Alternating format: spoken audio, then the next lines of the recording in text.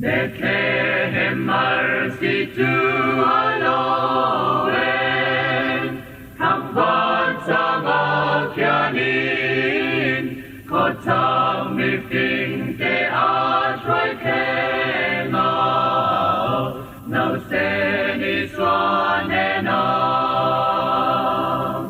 O Bethlehem marsitu and boys to sing my tune.